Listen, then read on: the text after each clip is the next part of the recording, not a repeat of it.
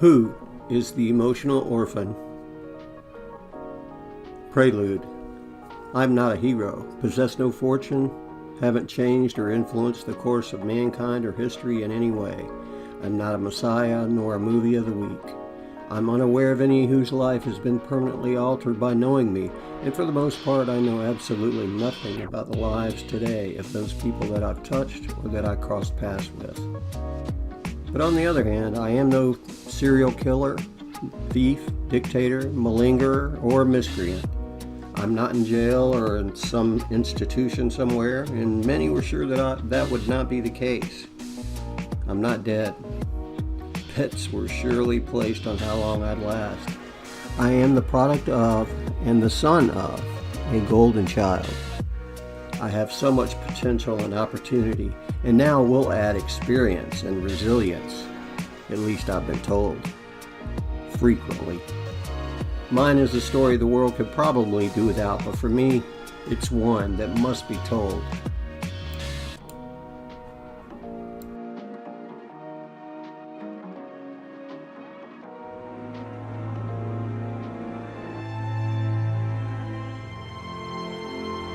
Chapter 1. A wise man said after being told of his impending death from a terminal illness, I've lived my life exactly the way I chose, and I intend on living my death the same way.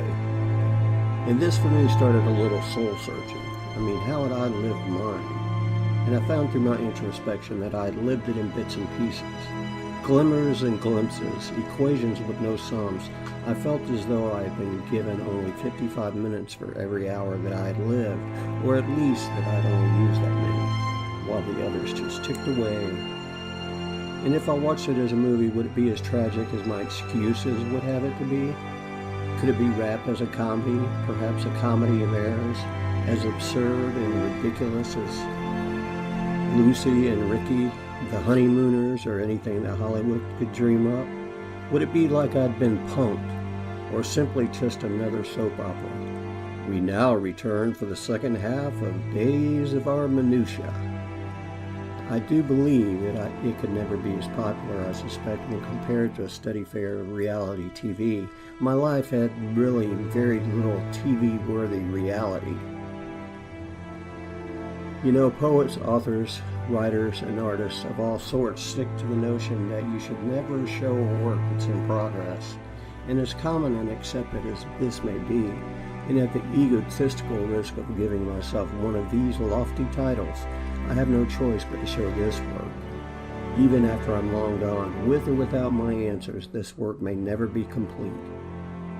Magicians have a code which demands they never reveal the secrets of their magic, and those blessed with the gift of magic, not the gift of a sleight hand, require no such code.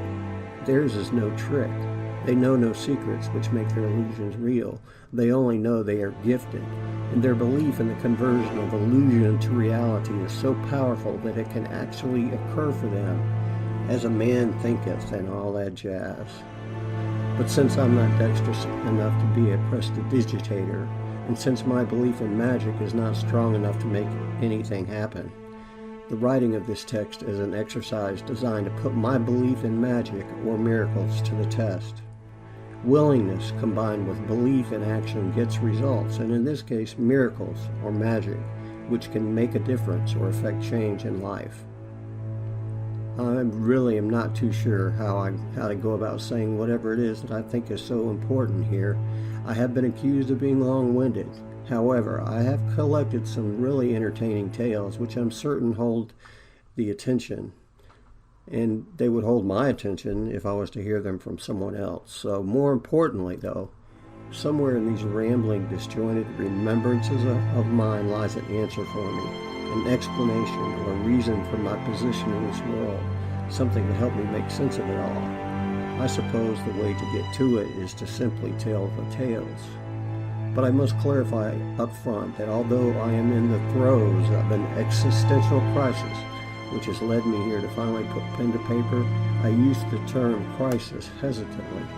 You see, I consider myself fairly spiritual, if not religious man. I don't question the existence of a God. I get the idea of a higher purpose, and I've even devoted a portion of my life to defining exactly what that purpose is and what it means to me.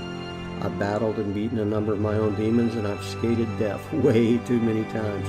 I am not so vain as to believe I could have done so without some level of divine providence and intervention. The issues I wrestle with now are more related to the confusion felt after the seemingly long-term impact that these triumphs have had.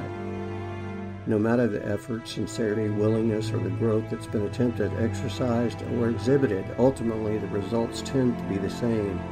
Circumstances come full circle. The fears and setbacks seem the same. My meaningful relationships usually have a similar outcome.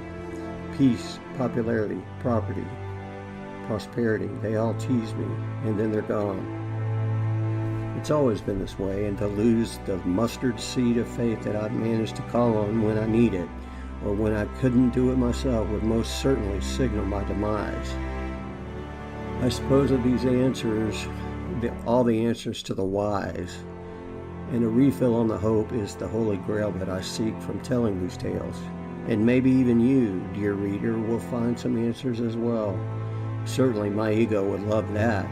And even better though, I might get a little bit closer to fulfilling that elusive aforementioned higher purpose. God knows that would be timely. So on with it. Are you with the witch, boy? What? Are you with the witch? What witch? Thank you, ladies and gentlemen, for your attention. That witch. Who are you? I'm the witch finder. The witch finder? She's not a witch. It was me showed her. You bewitched her. What happened? They heard you. They were bewitched. Dr. Antrobus! He says he's the witch finder. Dr. Antrobus, it's me, Emily. Don't be afraid. I'm here to help you.